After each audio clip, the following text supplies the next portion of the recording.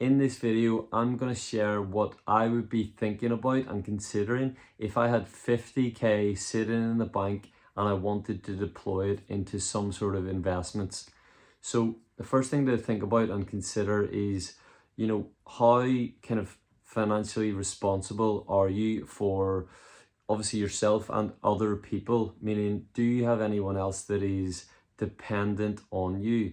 If you're a dad of maybe 3 or 4 kids and married obviously to your wife, your responsibility and duty is a lot perhaps greater than someone who is just a single man living by himself.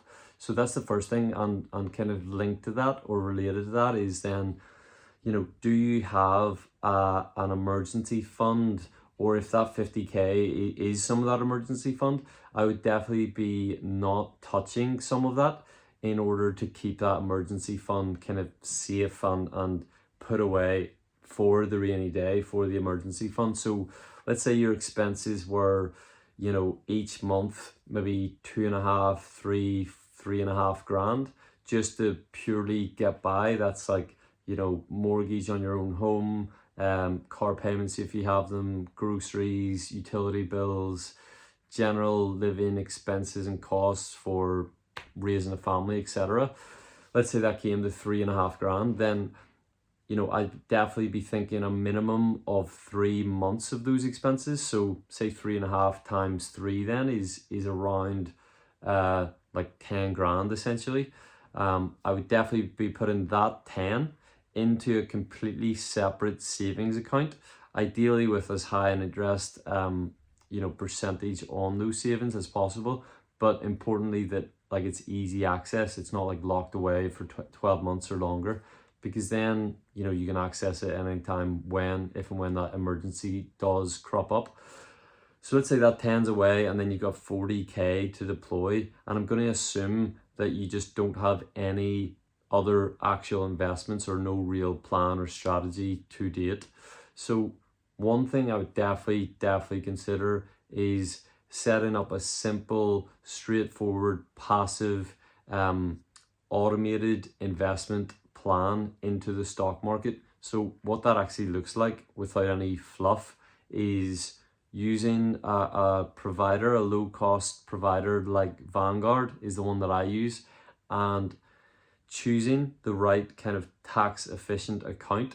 So again, one of the main ones to consider and that might be worth looking into is the Stocks and Shares ISA. So Vanguard is the provider, Stocks and Shares ISA as the account type, and then within that you want to choose the fund that you want to invest that money into.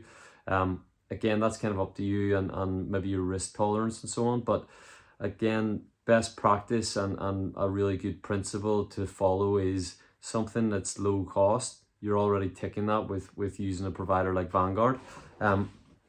Something that is ideally higher allocation to equities, especially if you're in your 20s or 30s, because you've got such a long runway to ride out the volatility of the markets, the stock market. Equities is just another word for shares or stocks. So no real allocation to bonds. You're going to get higher rewards whenever you take the higher risk with equities, and really just setting up a recurring direct debit from your bank to Vanguard every single month.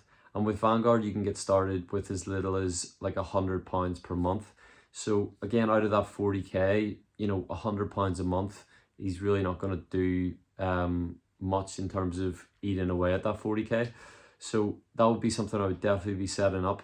And on top of that, a great habit to implement is once you set that up and every month £100 is coming out of your bank account into your Stocks and Shares ISA and into the fund that you're investing into, every 3 months or every quarter, I would make sure I've set up a calendar reminder to increase that monthly amount. So if it's £100 that you start with, maybe in 3 months, whenever you review that, you increase it by like 20, 30, £50, whatever's maybe comfortable to you. But that's a great way to just continue to increase and get more comfortable with an increased amount of money being invested into your long-term stock market assets. Now, the other thing then that I would consider with the much larger or chunkier amount of the 40k is investing into a decent rental property, like an investment property. And so, you know, here in Northern Ireland, it's very possible to buy or to invest in a property that is worth around 100k or even less, but let's just say 100k for an example, with a standard buy to let mortgage, if that's the kind of route that you would choose to go down. And it's the only real route, I guess, if you've only got maybe 30 to 40k. The deposit that you'll need on that type of mortgage product is a 25% deposit. So let's say 100k is the purchase price. You'll need 25% of that, which is 25k. You'll need around 1,500 roughly for legal fees for your solicitor. You'll also need stamp duty, which is 3%, so 3 grand. So you're basically 25k plus 3k is 28k, then 1,500, so 29.5, call it 30k to buy your first investment rental property. And then from there, you know, you'll obviously want to rent it out, and you know, there's a lot more that goes into where you want to buy it. You know, is there good demand in that area? Is it, you know, an area that is well connected with transport links, you know, primary schools, high schools, secondary schools, etc. Around the property, so that then that demand for it is going to be that bit higher. You know, it's well connected to the city or town that it's in.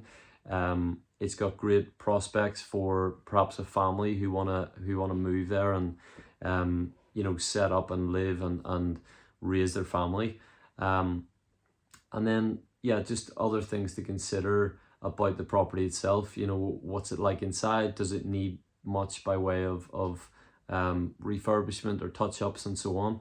But really, you know, if you were buying something at 100k that didn't actually need much work, then you're really not going to need much in terms of getting it, you know, seal agreed, secured, keys, actually buying it. You're not going to need more than around 30k roughly, assuming there's no real work that needs done to the property. So that's really what I'd be considering. You know, if I had literally 50k, I would definitely consider, you know, your passive monthly stock market investments. To me, that's an absolute no-brainer that everyone in this day and age should be considering if they have a couple of £100 each month disposable, you know, left over after all of their expenses. And then, you know, obviously property, if you do have that chunkier amount of capital, just to I guess diversify away from the stock market, but also to get that recurring monthly passive income, you know, after all expenses for that investment property. Let me know if you have any questions and drop them in the comments below. But I hope you find this video helpful and just these kind of raw thoughts and insights that come to my mind.